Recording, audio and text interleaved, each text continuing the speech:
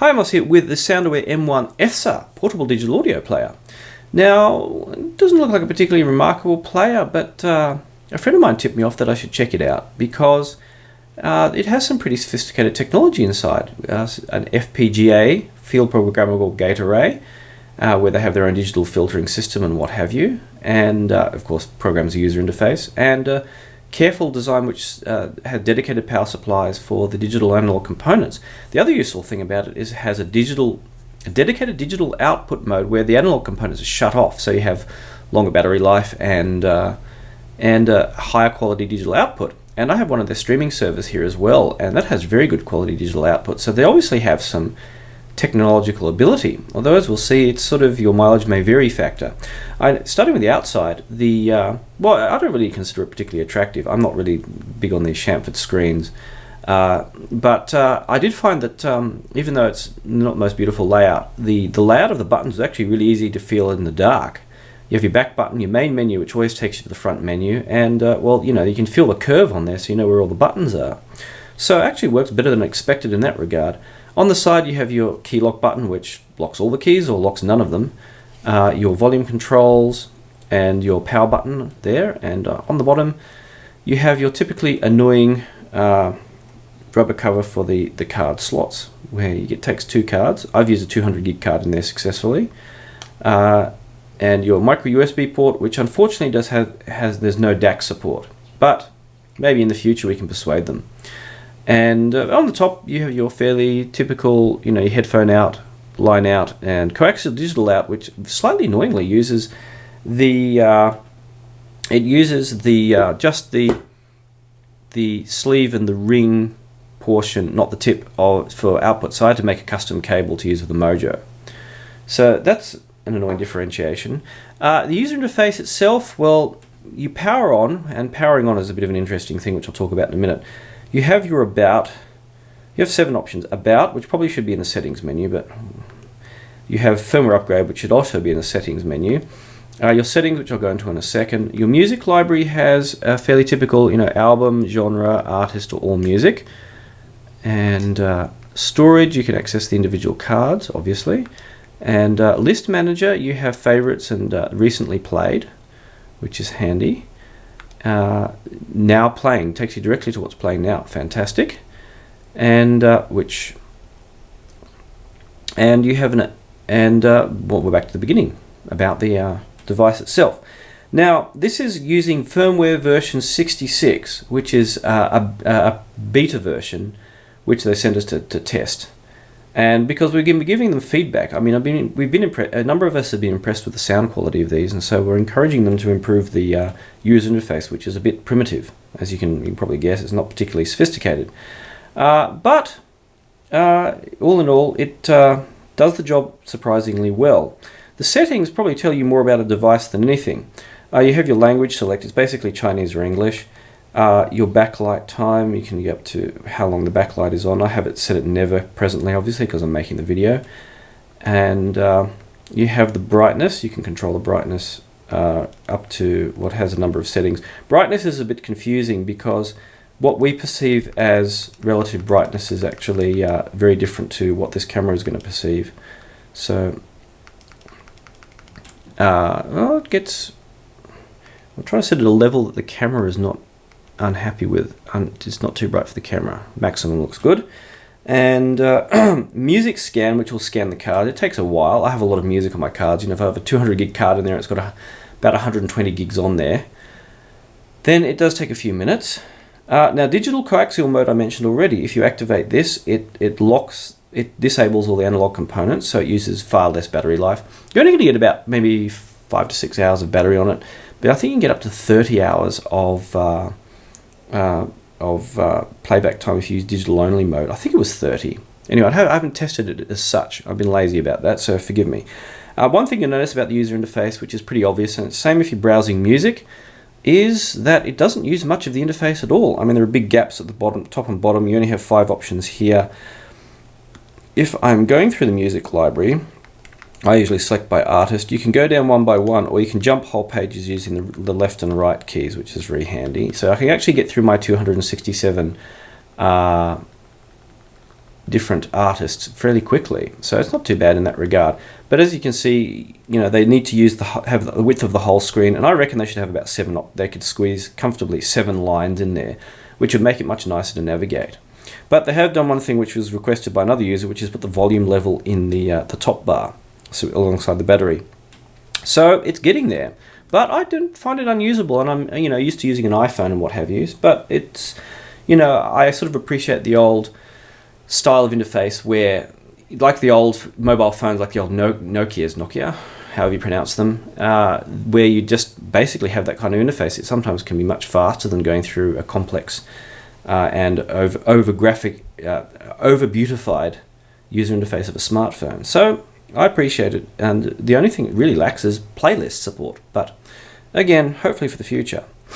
So that's the overview of the M1, and it comes in a few different versions. This is the M1 analog. So the tuning of the digital and analog components, the choice of capacitors and what have you, gives it a sound designed to be, as they quote, like an old CD player, like an old Sony CD player, slightly on the warm side. There is a Vitality version which is tuned to be, more lively and focus on, neutral and detail. And then there's a Pro version of the M1 Pro, is the analog version with femto clocks, which is supposed to be more detailed. And then there's going to be a studio version of the Vitality equivalent. So there'll be 4, depending on. So you have a choice of tunings in that regard. And since it's designed on physical components, it's not something you can select in terms of a tuning. So, and of course, that means it leads us on to the sound. Now, the sound with this particular model, which is the analog model, is intended to sound like an old CD player, as I've already said. And that makes it quite warm sounding, although it doesn't seem to lose detail retrieval. Now, I used it with 4 pairs of IEMs primarily, as well as full-size headphones. I have Ultimedea's reference monitors, I have the Detour Audio, the Answer Truth Edition, I have JH Audio / Astle and Kern Layla Universals, and a pair of my original JH13 Customs, which I have with a non-audio cable, which brings out a touch more brightness into the sound than the stock cable does. And with these, we'll start with the Laylas. The particular matching of the warm sounding M1 with the Laylas was too much of a good thing and too warm sounding, so not a particularly good match. However, with the brighter sounding IEMs such as the UERMs and the Detas, it would turn out to be a really nice match indeed. And it did this, gave a nice warm sound, probably even warmer than Chord's Mojo, which I'd probably say is closer to neutral rather than being warm.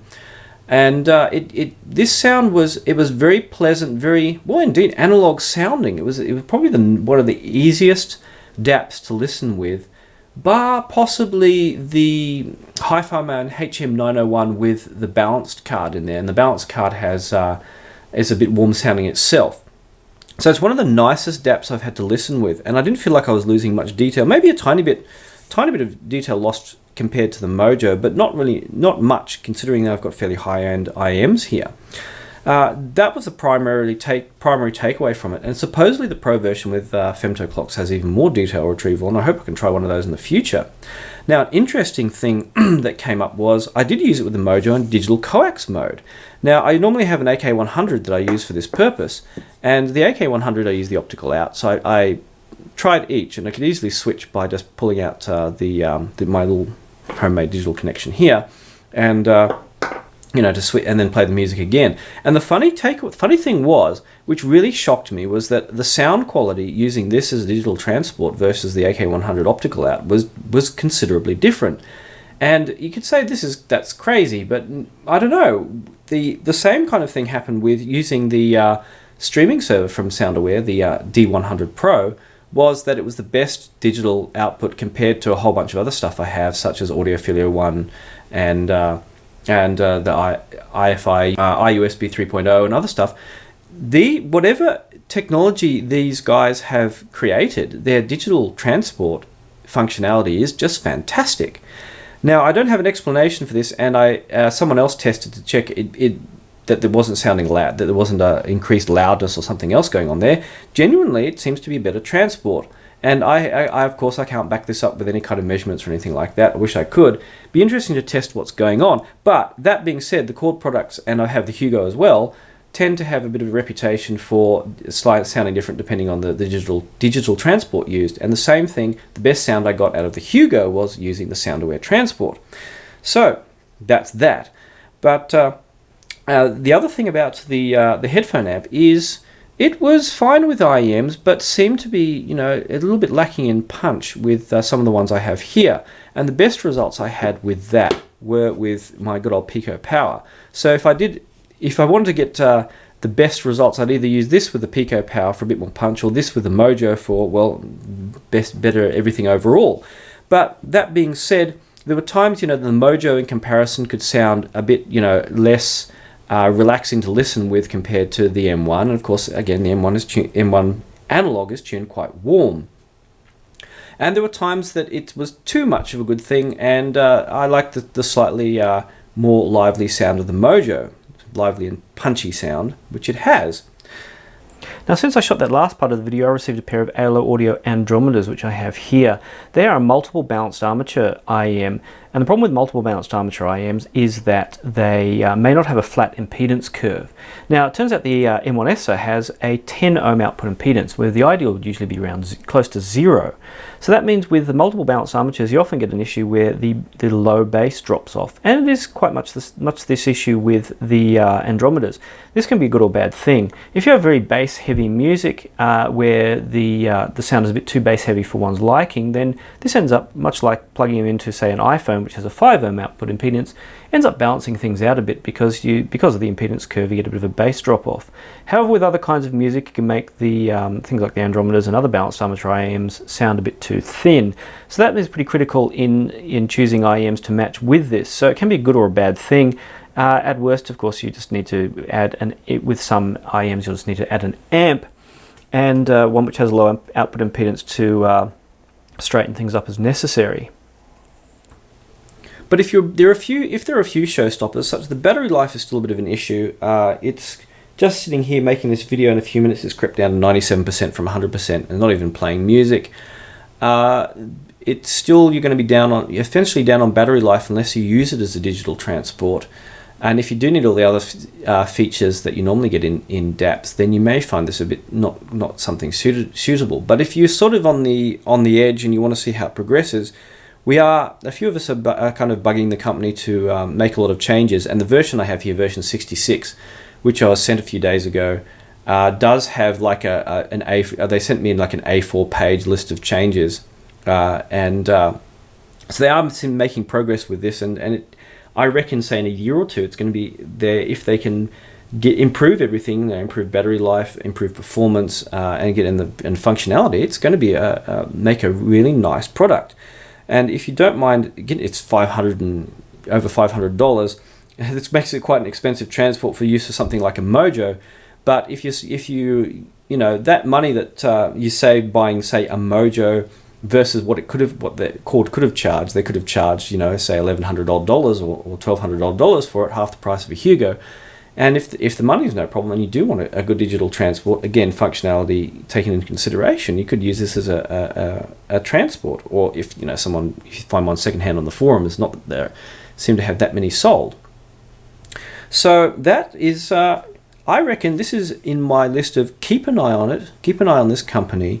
They do have some serious talent, and in the future they could come out with some really kick-ass gear once they get get it together for Western preferences. And another cool thing about this was the design. Since I was strapping it to the Mojo, is the middle part is the perfect size for rubber bands. It sits spot on in the middle, and you can just sits on the Mojo nicely. When I've got a thing I put in the middle between them so I don't scratch it, and it sits thus. So I have my stack with the cable coming out the top. Not bad, but we're getting into the crazy portable stuff again. But head-fi is head-fi. What would head-fi be without crazy big, chunky portable rigs and custom IEMs?